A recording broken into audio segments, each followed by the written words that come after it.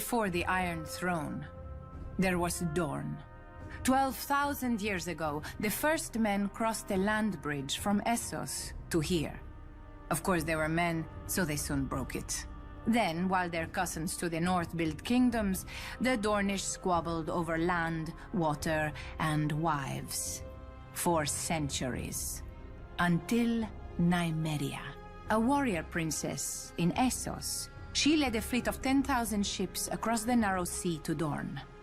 Almost all of the petty lords made it clear that she wasn't welcome. All but one, Mors of House Martell. He saw in her a strength to match any man, including his rivals. After she accepted his marriage offer, she set fire to her ships.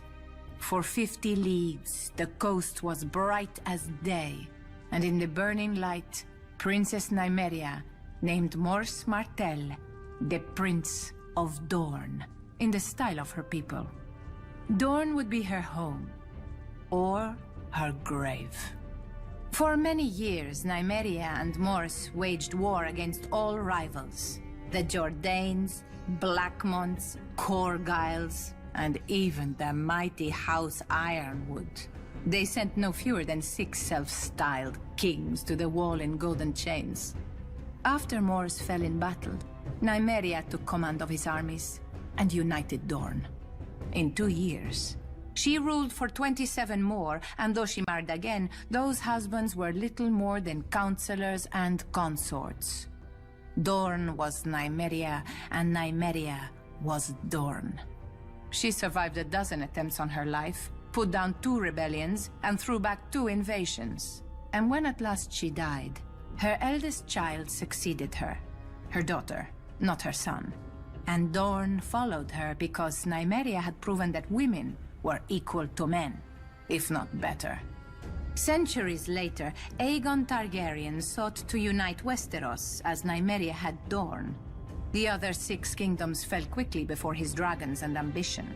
When his sister wife, Rhaenys, flew her dragon south and demanded our surrender as well, Princess Meria Martell warned, "I will not fight you, nor will I kneel to you.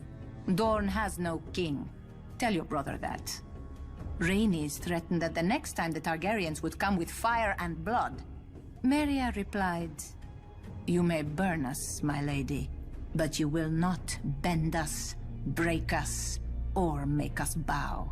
This is Dorne. You are not wanted here. Return at your peril." Rhaenys did, and she died. Her dragon died.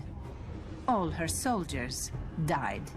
Eventually, her brother, the Conqueror, conceded that what Nymeria had done, he could not undo. Generations later, another foolish Targaryen invaded Dorne. He died as well. Eventually, we did join the 7 kingdoms, but when we wanted, and on our terms. If dragons could not conquer us, why should we fear lions? Unbowed, unbent, unbroken. The words of House Martell, the words of Dorne. Men may forget, but women always remember. When we were divided, Nymeria united us. When we were invaded, Meria defended us. Now Dorne has been humiliated, its prince murdered. Who will rise to avenge us?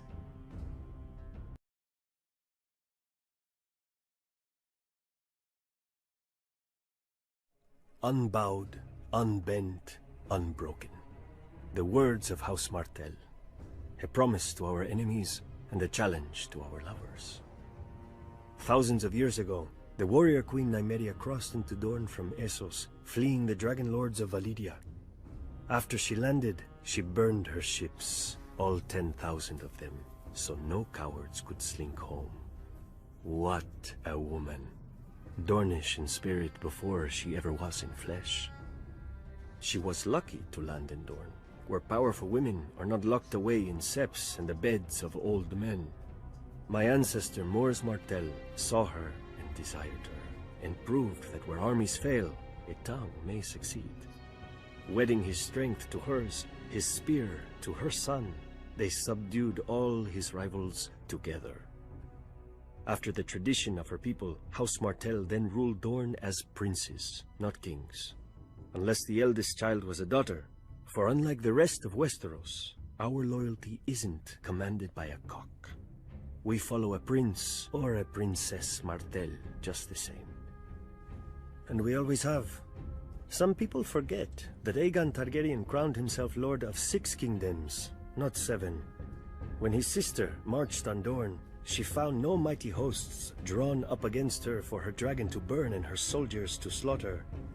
The sands swirled, men died, and her dragon saw nothing.